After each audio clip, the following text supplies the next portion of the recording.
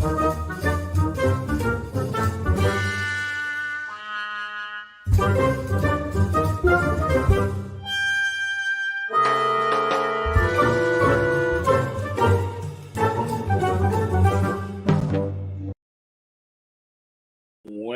good evening, ladies and gentlemen, boys and girls around the world. It's once again time for the WADcast, episode number 99. That is one away from 100.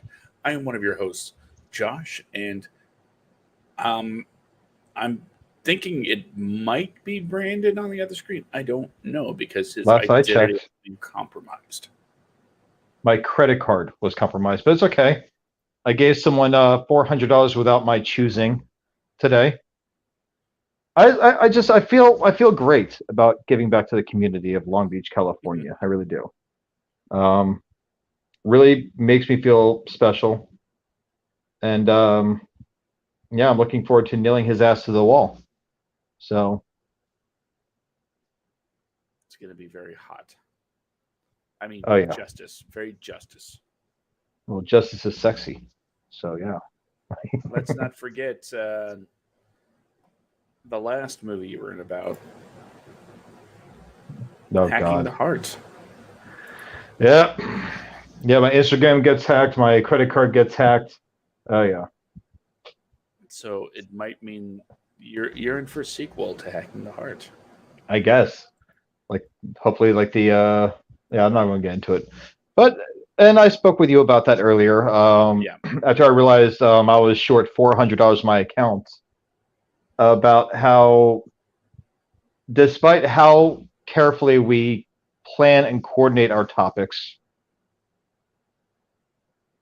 we don't carefully plan them at all. It's rare that we actually even know what they are like 2 days before. But despite all this, it just had me cracking up because I was thinking, like, you know what? We talk a lot about writers. We talk a lot about directors. We talk about like actors and producers and all these people that make movies, but we rarely ever just sit back and talk about movies. Mhm.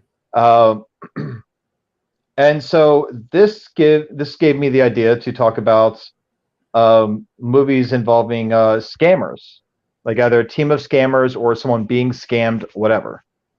So now I'm not talking about The Net with Sandra Bullock, although that was identity theft. It is a form of fraud, and she was scammed back in the early days when we thought that, I don't know, we didn't really know how the internet worked back then. So No, we didn't. That was hilarious looking back. oh yeah, just watch Hackers. Watch Hackers right now. Take a trip back to like 1995 or six, whenever the movie came out, and just revisit it and watch the scene where the kid is grabbing all those floppy disks, like he's like loading up on guns. They just got floppy disks. These things are like, I think were like 200 megabytes at the time. Oh, no, I don't think it was even that much. Not a whole lot of storage there. Every movie hacker ever, right here.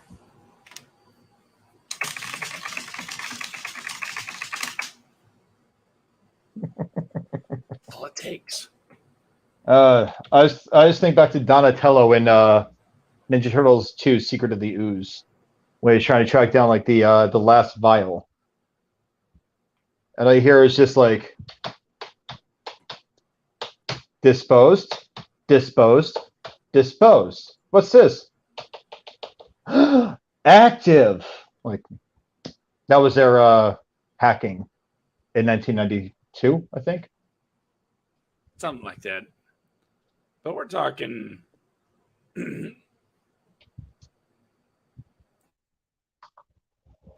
we're talking the art of the con, though. Yep. Yeah, we were talking things like movies where the protagonists are the con artists, or like just they have been conned or swindled or something. So that's what we're talking about today. And we recited a few of our movies that came to mind first and foremost. Wall Street's a great movie that discusses that. Just like all these white collar crimes that are committed and everything else, Greed is good. But what's one of your favorite movies? Like one of your top, like let's go like with our top fives today. Okay, top five. So, and we'll discuss them. We'll hash them down. You talk about your top five. We'll go like shot for shot. Like you talk about yours, I'll talk talk about mine, and then we'll go from there. Like just discuss why they're so awesome and what makes them either good or really bad, but still enjoyable. Okay. So I'll let you go first. Well, I'll go first. Well, first, once again, microphone volume is scamming me. First, how can any conversation like this begin without the sting? Okay. It was starring, Paul Newman, Robert Redford, directed by George Roy Hill. It is the quintessential con movie. In fact, it is so iconic as far as these types of films go that it has been spoofed in uh, innumerable, a lot of ways. Innumerable. Yeah, that's what I said.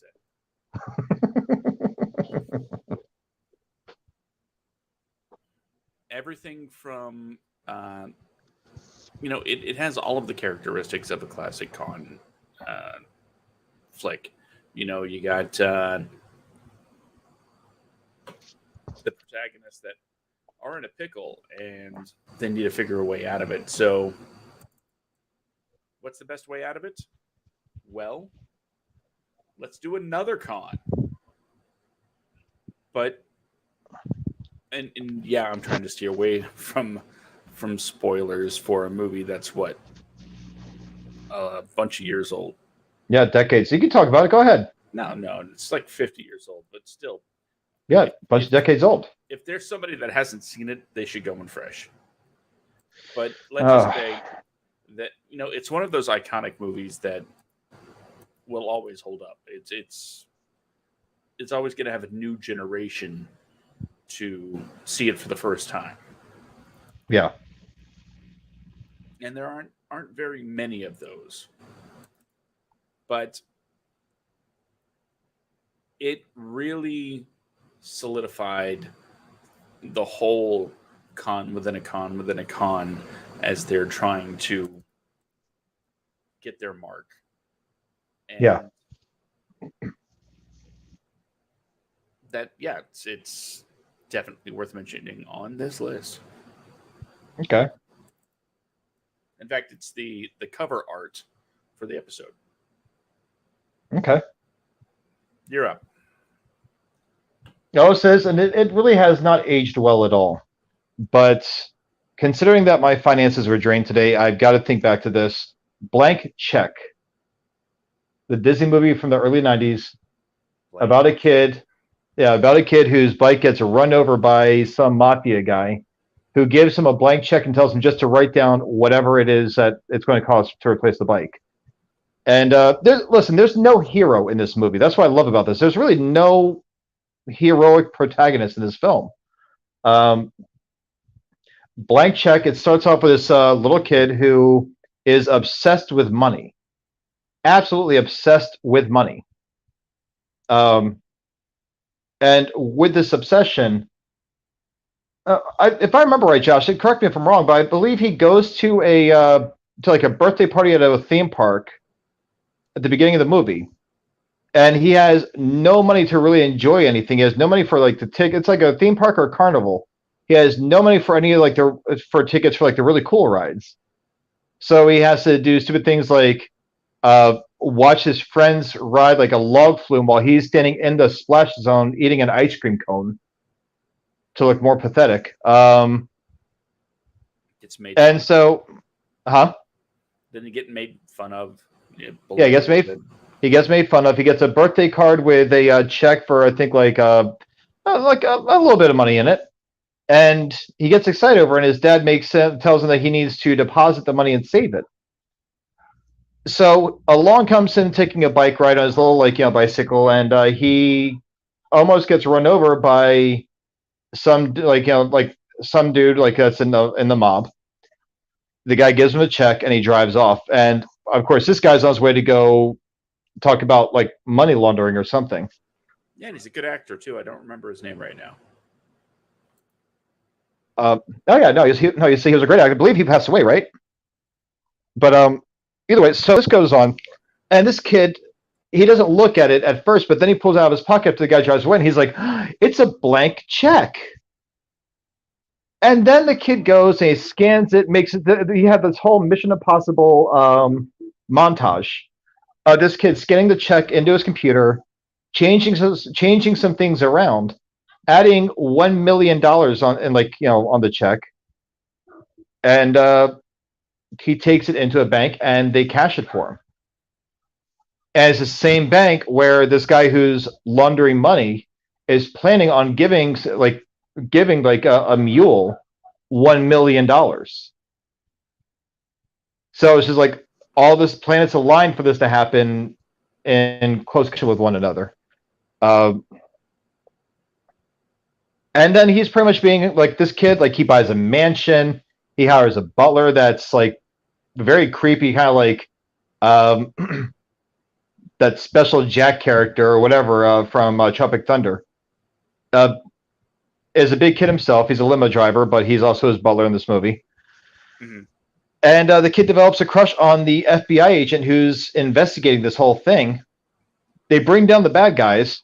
This kid walks away free, but not before the woman says, "I'll come back when you're 18," and gives him a kiss on the lips. Grooming. Kid's 12. Huh? That's grooming.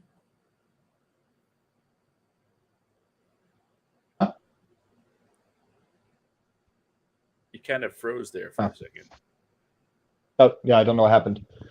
But yeah, so it was just creepy because like this for those if I didn't come through clear, the FBI agent that's been investigating this whole thing, she tells the kid at the end after everyone's like wrapped up, huh? It said, and grooming a child. Yeah, tells the kid that she'll come back or like she'll call him when he's 18 or whatever, and she kisses him on the lips. Like I'm like, wow, none of this has aged well at all. So you're saying that crime is forgivable if it's done by like a 12-year-old boy that's greedy as shit who doesn't learn anything at all. Like he learns nothing.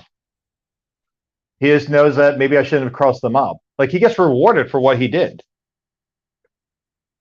So I think then he goes back. He's like, "Yeah, Dad, you're right. Maybe I should save my money." Like that's what he learns. But it's like a throwaway line. Like it's like a blink if you miss it line.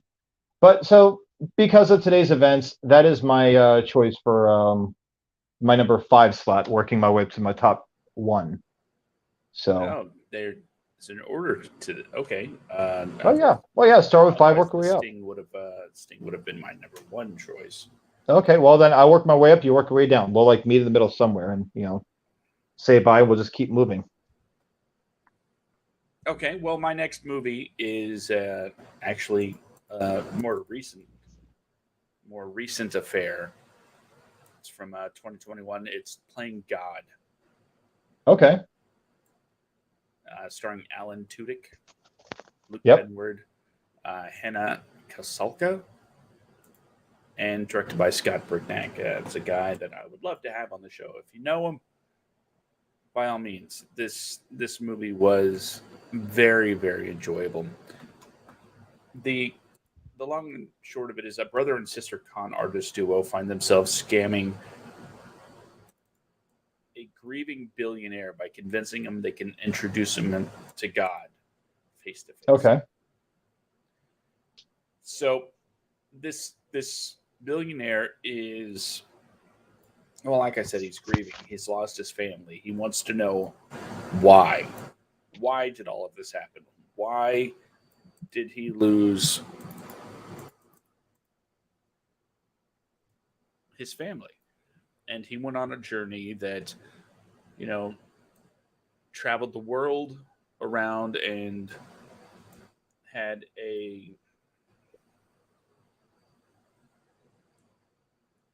crisis of faith, but not in a Kirk Cameron movie kind of way.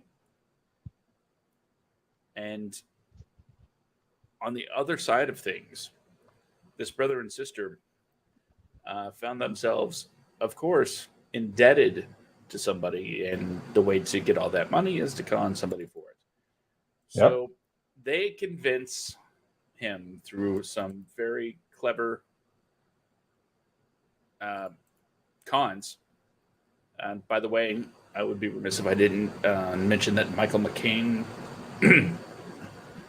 plays an absolute stellar role as a mentor type to the brother and sister. So it's them trying to use all of their skills as con artists to get money from them. And the thing that really makes this interesting is the crisis of conscience that some of the characters appear to be having, because they see that this guy is so hurt.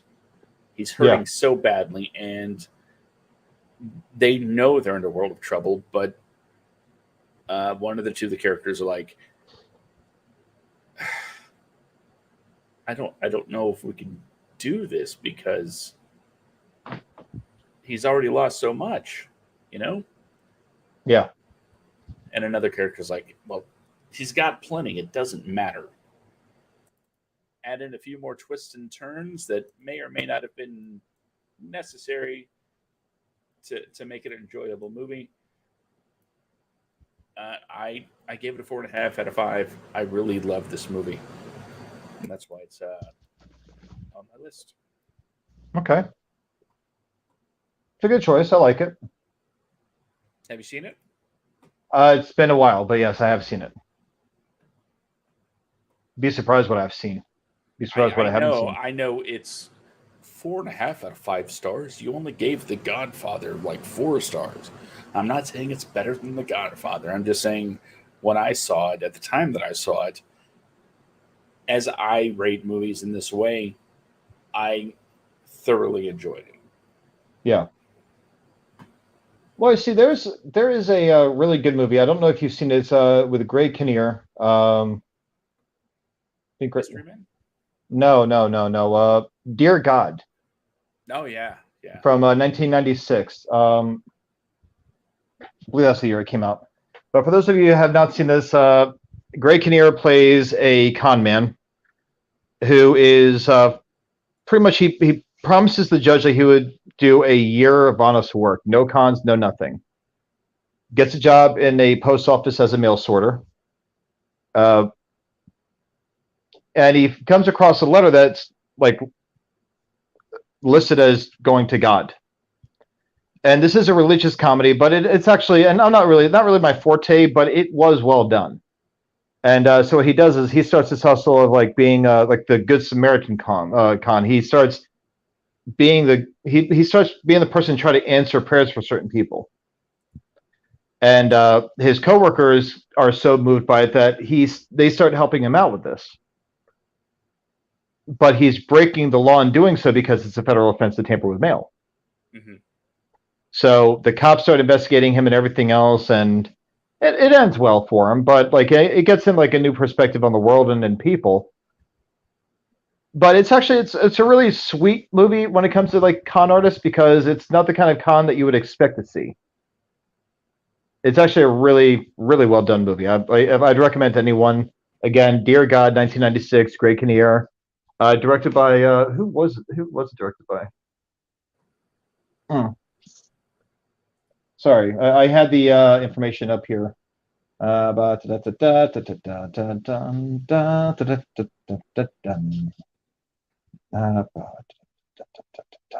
Marshall.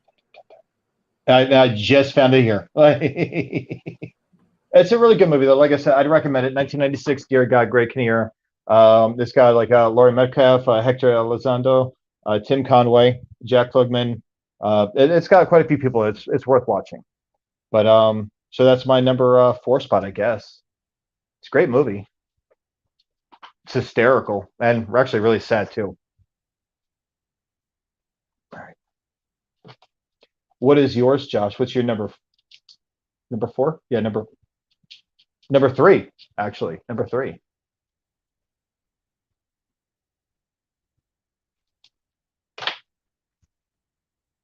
Hey, Josh, it helps us show if your microphone is not muted, buddy. There we go. Hi. Some people might argue with that, See, somewhere you have especially like with a my deaf, volume somewhere levels. you have a deaf person that's reading my lips and it's like, haha, I know what he's saying. Yeah. See, this is for all my deaf fans. Yeah. So for all of our deaf fans, I would just like to say stop sign, traffic light, red car, blue car, circle, square, durka, durka, durka, durka, durka, durka, durka. Like for our deaf fans that are reading lips right now. Make sense of that. I could make a political joke right now, but I choose not to. Oh, come on, make it political on our non-political show. My next movie, brought to you by none other than Mel Brooks, The Producers. You remember The Producers? I do. Some might say, "Oh, it doesn't fall into your typical, flim flam man story, right?" Wrong, because it's all about the scam. I wish my mic was just like steady with its volume. No, but The Producers, it's all about the scam. It's all about getting money through deceit, which is what the whole list is about, right? So it reads from 1967. Broadway producer Max Bailstock and his accountant Leo Bloom plan to make money by charming little old ladies to invest in a production many times over what will actually cost, and then put on a surefire flop so nobody will ask for their money back. And what could be a more certain flop than a tasteless musical celebrating Hitler? It's springtime for Hitler and Germany. And the That's beautiful part about this story is it doesn't even matter what version you watch. Whether it's Gene Wilder that's or that's the Matthew good one Broderick. though. No, they're both brilliant. They're both brilliant. I just always prefer the. It's only because Matthew Broderick. I don't like him as much as I liked Gene Wilder doing that part. But I absolutely love Nathan Lane.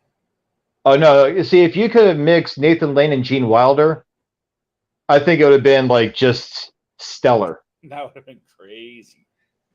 Like, could you imagine, like for a second, Gene Wilder and Nathan Lane in their own version of the if they were just like, they just missed each other by a few decades there to make this amazing movie.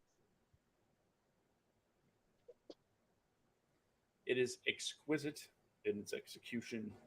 It is hilarious.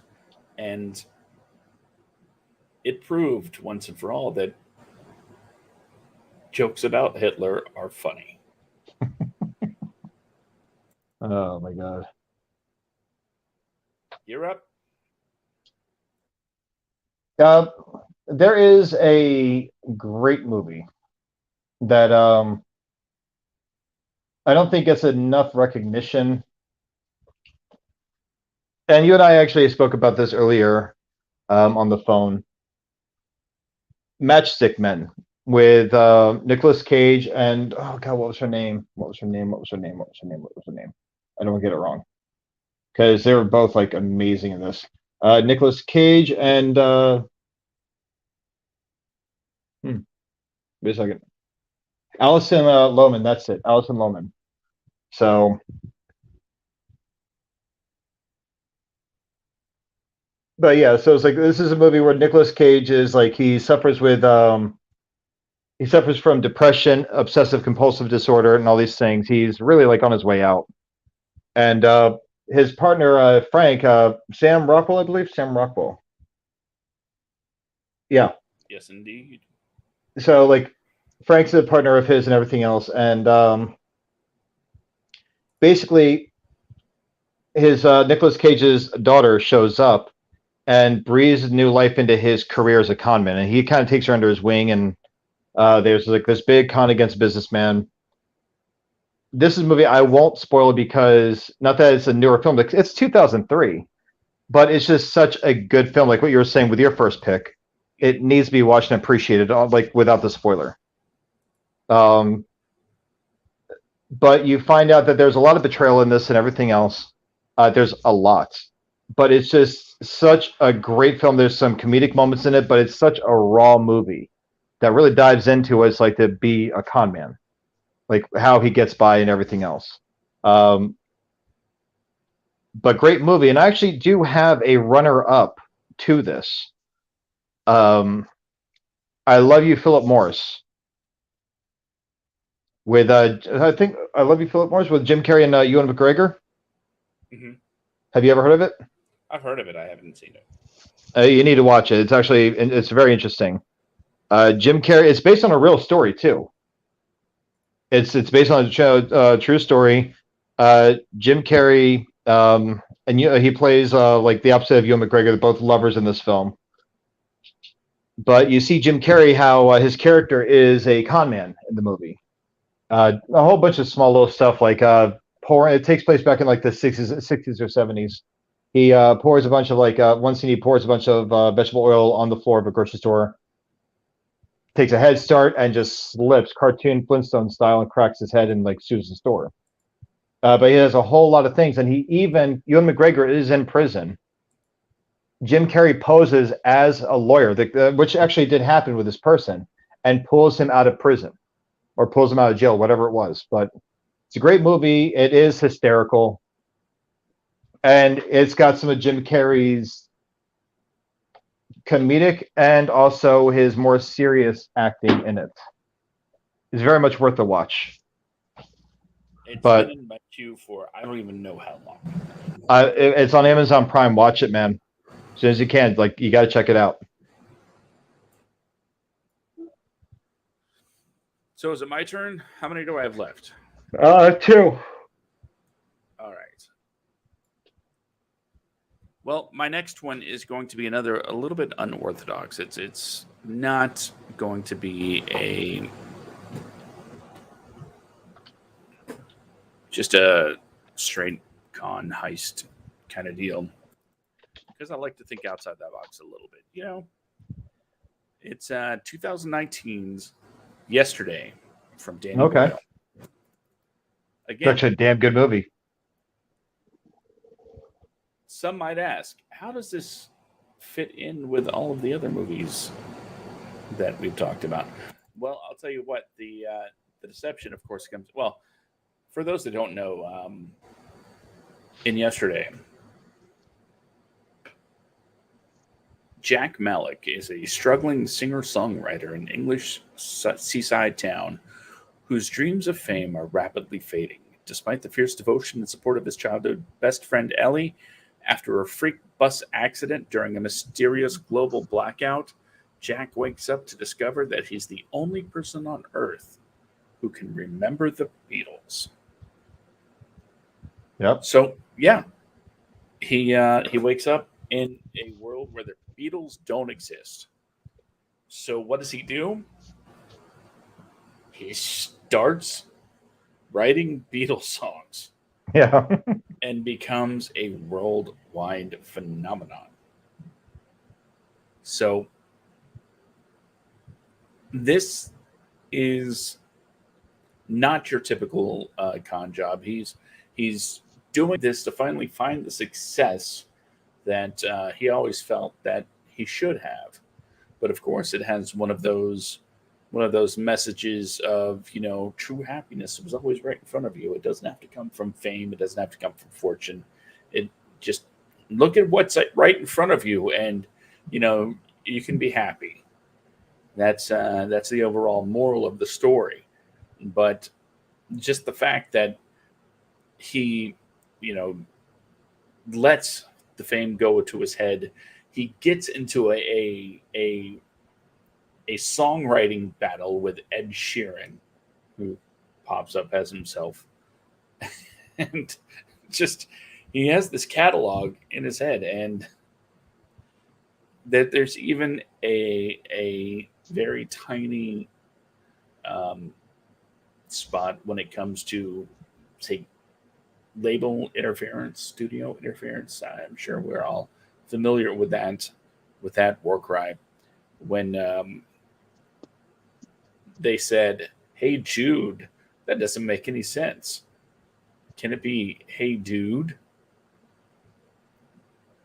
So he acquiesces, and yeah, it's a good flick, and that's why it's on my list. Yeah. And it's actually amazing. Like, is that one that? Do you think that we could spoil the ending for that one? Hmm. I'm fairly positive that it's one of those movies that if you start watching, you know what the ending is going to be. So I'm it's talking not. about like the. Well, I mean, it's actually the ending is actually in the trailer. If you watch the trailer, the ending for the movie is actually the big shocker is in the trailer.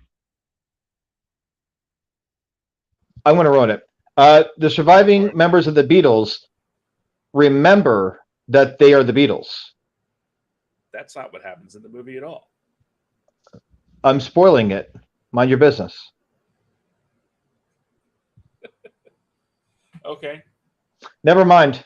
No, he just spoiled it. Thanks, Josh. By non-spoiling. Took all my fun right out of it. Well, you I was should going have to leave let me like know that you were taking the piss out of people. I was. Yep. I mean, well, yeah. That's why I do it with a straight face. God, I get no I fun, thought you Josh. were I get no fun. serious. I thought you No, were it's serious. serious. Come on, no. No, it's got a really good twist ending though. It's actually really awesome. The whole movie is like even the music, like it. Oh, It it's the is Beatles. technically it is technically kind of I would say it's a musical. Kinda, except it doesn't have the music moving along the Yeah, I know. plot. Yeah, I know. But the plot is just him pretty much taking credit for more and more Beatles songs. That's about it. Yeah. And people think that he's like some kind of excuse me, prodigy.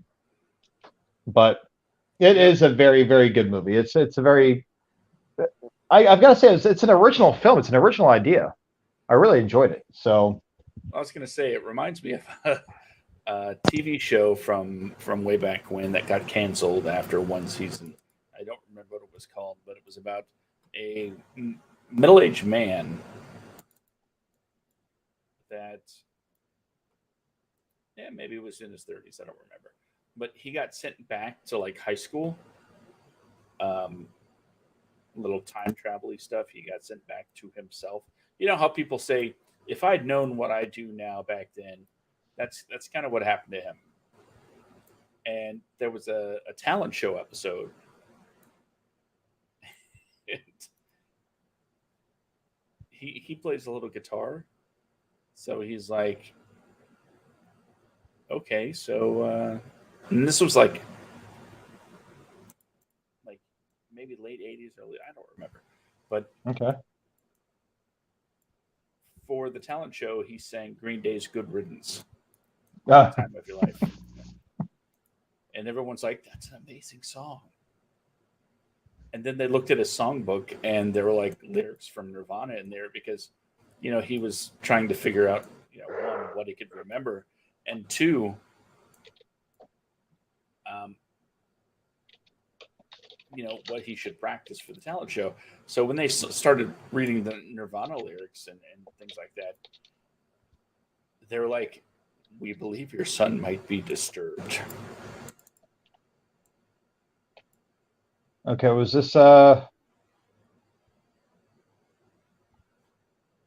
it was it Journeyman? No, I wish I knew. Let's see, TV 11 show 20 about 11 11 22 63. Not Fringe, not Travelers, not Lost, not Outlander, Timeless, no. Now I'm curious. I think it was. I think this is it. Let's see. Do over.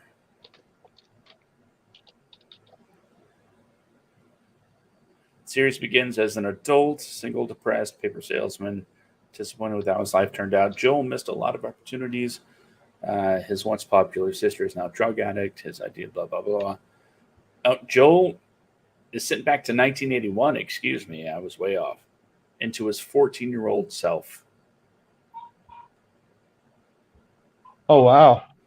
This is like an old movie. An old series. This is like 2002. Oh God, 2002 is now like really old. Buddy, like, yeah, it's 20 years old. I'm sorry, we're up there. We are middle aged now. No, the 90s was only a few years ago. I still remember sitting outside of a pizza place when I graduated. Well, I didn't graduate eighth grade. When my classmates graduated eighth grade, 2 days before I had to go to summer school. It's like it was just yesterday, 1997. Yeah, Oh man. that was 25 years ago. But I'll actually have to check that one out. I don't think I've ever watched that. Yeah, So that's definitely. one season, exactly one season. I And it see was that. canceled But immediately. see, I can go into a show if it only lasts one season. If it lasts one season, I can do it. If it's an old show that lasted one season, I can watch it and not really feel like I missed anything when it ends. It's the newer shows that come out that I get into, and then they leave them on this like amazing cliffhanger, and then it's like, oh no, we're not going to pick it up anymore. My name is Earl. Yeah, they really only had like one season to go too, didn't they? Yeah, they could have just wrapped everything up, So which is why in Raising Hope, the follow-up show from that producer, in the first episode, in the background, there's a news, like a news program playing in the background, and they're like, lottery winner trying to finish his karma list. Uh, uh, Lottery winner finally finished his karma list, and you won't believe what happened at the end. and there's Like, nothing else. we just get a tease on a completely different show, but it was cool that at some point everybody in the cast showed up on Raising Hope. Yeah.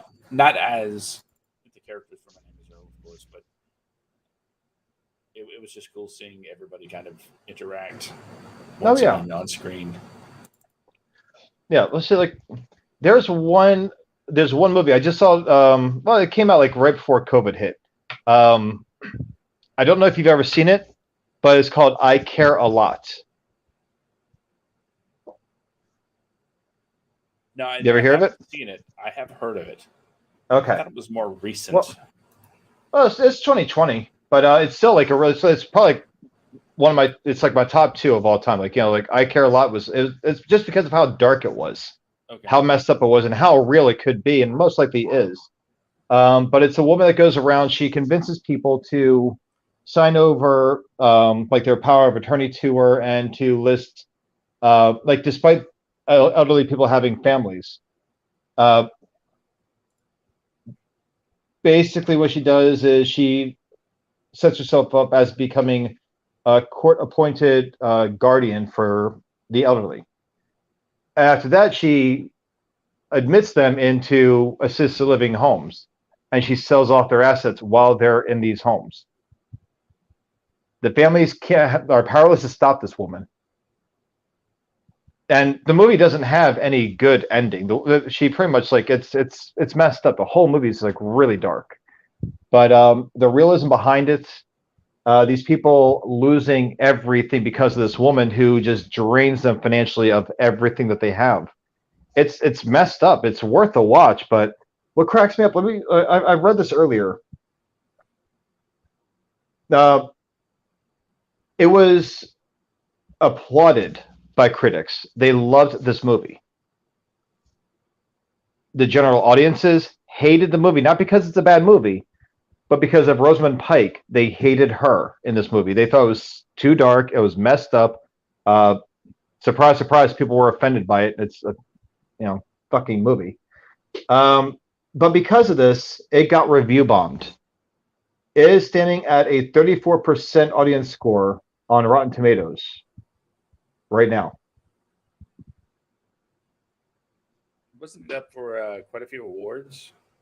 Yeah, it won multiple awards. But people hated this movie so much because of how messed up it was that they gave it like low ratings. Like if that movie pissed you off that much, then I'd say it was a very well done movie.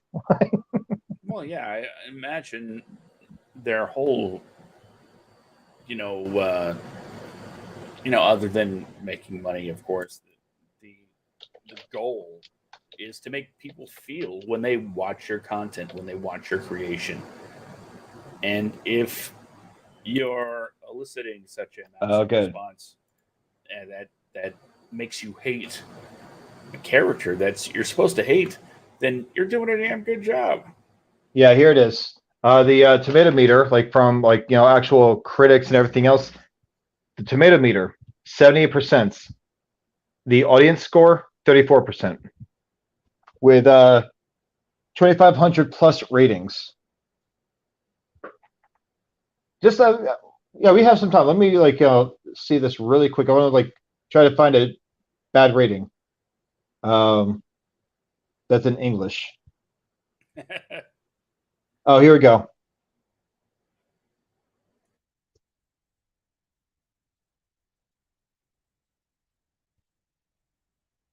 Here we go. All right. Half a star, June 13th, 2022. So recently by George K. I have never, nor do I think I will ever again leave a review for a movie. But my, oh my, this film sucks. I could write a lot about how or why does this film sucks. So much so much, but I won't. This guy's really bad at grammar, ladies and gentlemen. But I won't. I will only say this. The film was trying to shove matriarchal superiority of women down your throat for 2 hours straight. The villain, spelled one L, education, children, education. It's important. The villain didn't get punished for their crimes, and we didn't enjoy it. You will maybe say, but that's life. But no, that's not life. The plot armor around the villain was so strong that there was not an inch of realism produced. Listen to all those buzzwords.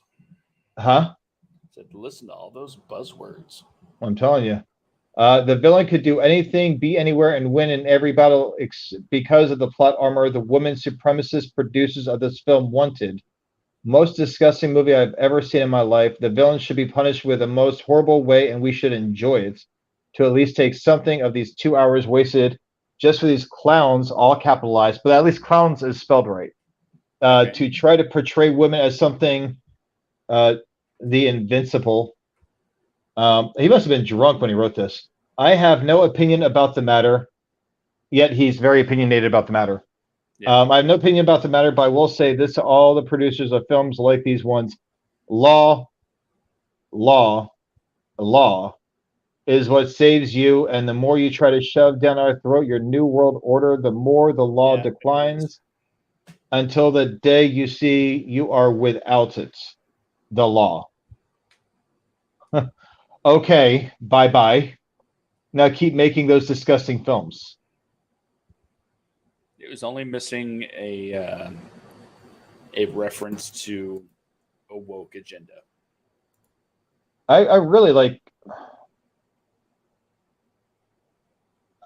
I'm gonna have to come back here, take screenshots of these things, and post it on our Facebook. 1 star, movie was absolutely horrible. Don't waste your time. Plot was an absolute joke. Villain didn't have any punish. Okay, punish. Oh, George K. It's another review. Mr. I have no opinion has plenty of opinions. Another one from George K. Could be shorter and worser, but not all that bad. Worse, it could be worser, guys. Be careful. This new word order. There was no L in world order. It was new word order. So I had to actually give him some order. Yep. The protagonist's self-masturbatory internal dialogue and lack of empathy not only make this film hard to watch, but also a perfect case study into the mind of a narcissist. Half a star. That seems like it's actually a pretty positive review.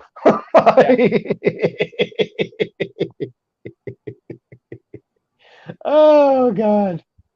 Oh, I'm gonna have to come back to this stuff. Let's write this down. Poor reviews of good movies. I mean, yeah, it's like I was actually angry the whole time watching this movie. No one who's supposed to know how to kill actually kills anyone. No one who's supposed to know how to kill actually kills any. Okay, guys, I don't like getting political on the show at all.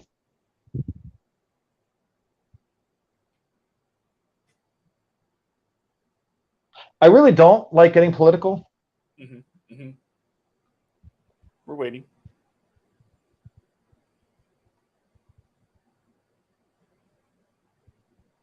There's a time when you read something, and I feel like it was written by a third generation of a family that exclusively dates each other in Alabama somewhere Mm-hmm. while screaming vote red and Trump 2020, Trump 2024. Like, I mean, this is bad, guys. And I'm all for the idea of like bad reviews for great movies. And of course, when we say great movies, of course, film and cinema is an art. Art is always going to be subjective. Any kind of art is subjective. Like any genre of it is subjective. It's not for everyone. But But there is an objective way yes. to look at it. What a bad script. Hire a good actor for the villain and approve a story that lacks any logic in the villain's actions, taking him to the extreme of inept. What a stupid movie. I don't think this person even watched it because the villain was not a him, it was a her. But okay. I don't think they read the script either. I don't think so either. The script was amazing. The script was brilliantly written. So anyway, so that's my number two. I care a lot. As a homegirl, like Rosamund, she is hauntingly evil in this movie. Which, as she has her career's gone on, she's actually been taking on quite a few roles of sociopaths, or like There's no typecasting. sociopaths or con artists, huh? So as long as there's no typecasting going on. No. It's like, I mean, she's killing it because, like, I mean, what was it, Gone Girl? I think I still haven't seen she is scary when she's evil. I used to think she was hot. Like, I even had a little bit of like a celebrity crush on that girl. But I'll tell you right now, not now. I feel like she would be torturing an old lady while she's like setting me up for murder. Anyway, so what's yours, Josh? You're number one. Well, yeah, I guess if whatever order we're going in, either way, my Oh, final. I'm sorry, movie, you're number five. You're least. You're furthest down the list of your movies. Well, it's Dirty Rotten Scoundrels. Oh, fuck you. What do you? What? That's That was my number one. That was my number one. I don't care. That was my number one. You son of a. Well, time to scramble, or we just tag team it. Two con men try to settle their freaking words. Two con men try to settle their rivalry by betting on who can swindle a young American heiress out of $50,000 first. Directed by Frank Oz, starring Steve Martin and Mike O'Kane. Yep. Glenn Headley. It is a wonderfully hilarious movie that really gives Steve Martin and pretty much Steve Martin a chance to really shine as a lot of different characters as he pulls con after con after con, and Michael Caine's more of the classic refined. This is my con persona kind of guy. Yeah. And it has, again, one of those wonderful twists at the end that I'm not going to spoil because I will. everyone should watch this movie. See, Cat. here's what I love. Here's what I love about Dirty Rotten Scoundrels is that it is a remake of Marlon Brando's A Bedtime Story, and The Hustle with Sandra Bullock, I believe, and what's her name?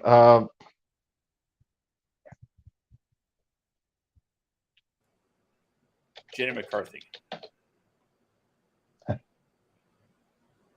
No, oh God, what? Kristen Chenoweth. Rebel Wilson. Okay, no, I'm sorry, not Sandra Bullock. I'm sorry, Anne Hathaway. There was another movie I was thinking about with Sandra Bullock. Anne Hathaway and Rebel Wilson. That was a remake of Dirty Rotten Scoundrels, but you know, it's not. It's. I think honestly, of the three, The Hustle is a remake of a remake. The second entry, Dirty Rotten Scoundrels, is the best of all three of them. I watched The Hustle. I enjoy A Bedtime Story, but Dirty Rotten Scoundrels. Come on, man. Steve Martin, when he's like playing like the derelict with the eye patch and everything else, and it's like, the woman's like, "Why is there a cork on his fork?" Michael Caine, would you like to explain to her why there's a cork on your fork? And he's like looking at it for a second, like just like pops himself in the eye patch, and he's like, "That's why." It's like, excuse me, may I use the restroom? Yes, you may. Just turns and stares at the woman for like a good like 30 seconds, looks back at Michael Caine. Thank you. It's just so fucking stupid. But and you know what? I'm not going to spoil the ending because the other ones are nowhere near as good. And Dirty Rotten Scoundrels is such a special film. But you know what? I will go with another con movie, and it's not so much just like a con artist. It's more of like a revenge con that leads to, I guess, an actual relationship. Overboard. Okay. Now, Kurt Russell and Goldie Hawn are in this movie. Goldie, for those of you that don't know what Overboard is, come on, man, it's a classic. The original, by the way, not the original, not that remake with Anna Faris. That movie sucked. But no, the original movie with Kurt Russell and Goldie Hawn, where Goldie Hawn is pretty much a verbally abusive socialite that hires Kurt Russell to fix her shoe closet and whatever. And he creates this really awesome looking closet, and she just hates it. Something happens where he storms off and yada yada yada.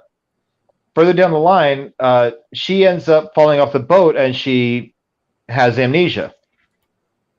Kurt Russell ends up taking care of her and convincing her that she is his wife and a mother to their kids, scamming her the whole time just to, I guess, get payback out of her. And eventually Goldie Hawn starts remembering everything. They get this huge ordeal, but she realizes that she was happier with not being a multimillionaire or whatever. But yeah, it's more like a romantic comedy than it is, but it's not really romantic. It's really kind of just messed up. But in true 80s fashion, they fall in love, and despite all the lies and the conning and stuff like that, it's it is what it is. But I don't know. Well, how about this? A con artist movie, Pool Hall Junkies. Have you ever heard of it? Ever seen it? I've heard of, have not seen. Mars Callahan is the lead in this movie, and he plays this guy that is a pool shark. He's a professional pool shark. He was brought up in the pool halls by a guy that's in the mafia. And so this whole movie goes through, he realizes that this guy pretty much completely double-crossed him when he was a kid. He was invited to be part of the APA and go out to Vegas to play in the big leagues with the champion pool players. And instead, this guy threw away that invitation and kept this kid under his foot and raised him up as a pool shark so they could make quick little hustle side cash and everything else. It's an interesting movie. He ends up leaving this guy. Christopher Walken is in it, plays his partner, or his backer, rather. It's Michael a young Michael Rosenbaum before he was Lex Luthor is in it. It's actually a really good movie. I'd recommend anyone watch it. So I don't know where it's streaming or playing, but if you get a chance, I will always recommend Pool Hall Junkies. In fact, I would love to have Mars Callahan on our show.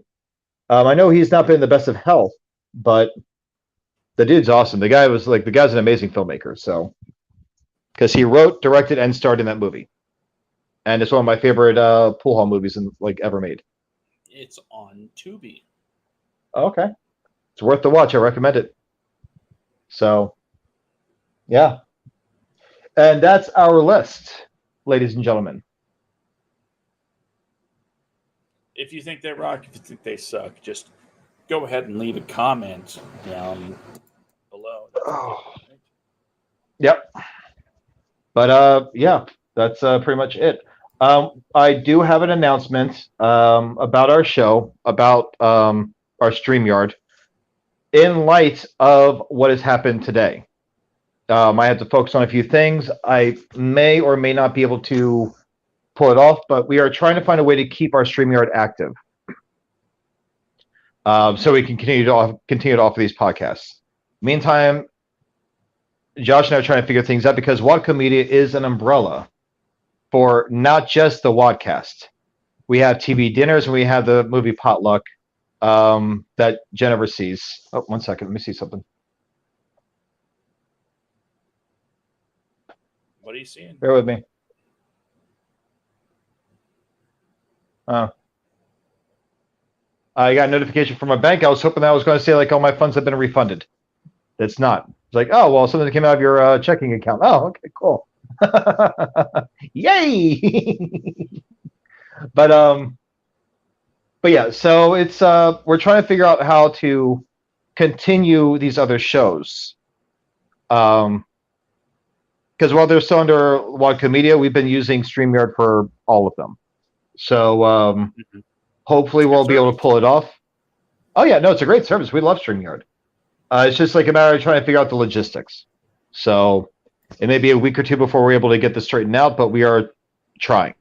And so I don't know what that means for our episode 100. Our 100th episode is coming up. I know it is. It's our centennial. So yeah, I'm thinking that we make it a big 100th episode. We should probably plan that more than 10 minutes before showtime. No, we'll just like invite a bunch of people like last minute, like, hey, you guys were on the show before. Come on, come back in here. Be a big gala event. Everyone's on our show. We'll be on this one. Just quick 5 minutes, guys, telling us, huh? Send out one massive tweet, tag everyone that's ever been on the show. Yep, almost everyone. There's some people I don't want back on the show. Ah, true. Namely one person, but we won't get into that one. Just there's a reason behind it. We don't like scammers. That's the whole point of our show.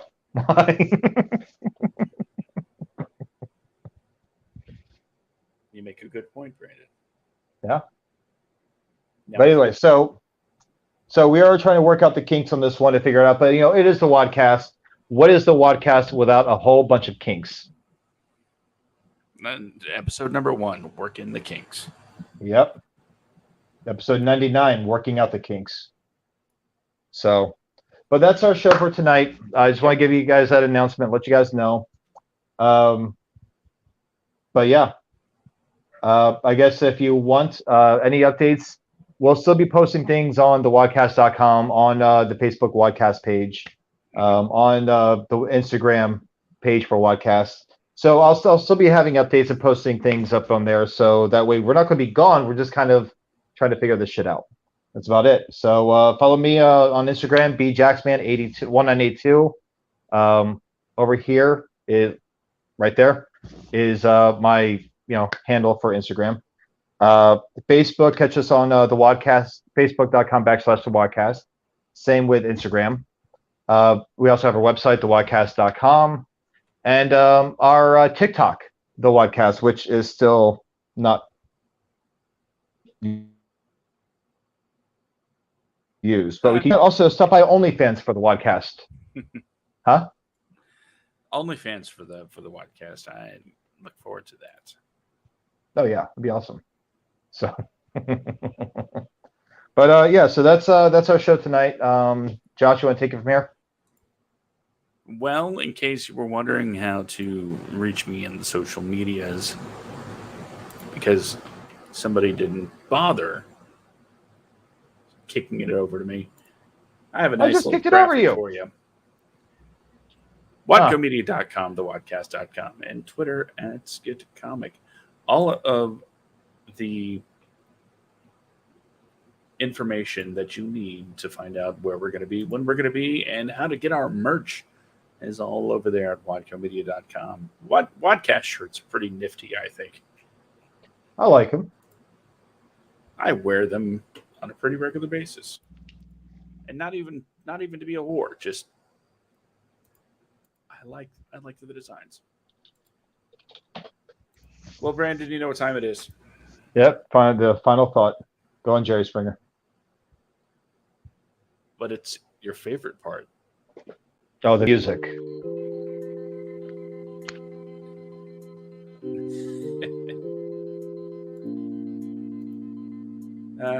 Hey, Lee, welcome to the show.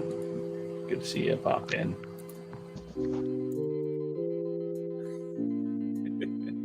Okay, anyway, as Brandon readjusts his headset, I just want to take this time to remind you that the only thing standing between you and your dreams is you. If there's something creative you want to do, if there's some endeavor you want to take, the best time to start is now, because quite frankly, tomorrow's not guaranteed. And if you bought a lottery ticket, check your numbers. The drawing's been done. I'm going to wait till tomorrow. Why? Because you never check your numbers on the drawing night. It's bad luck, says the guy that never won. But anyway, follow your dreams. Do what you're meant to do. And start doing it today. Because the only one stopping you is you. Well, this has been the WADcast, episode number 99. I'm Josh. I'm Brandon. That guy over there is Brandon. And we'll see you next time for episode number 100. All right.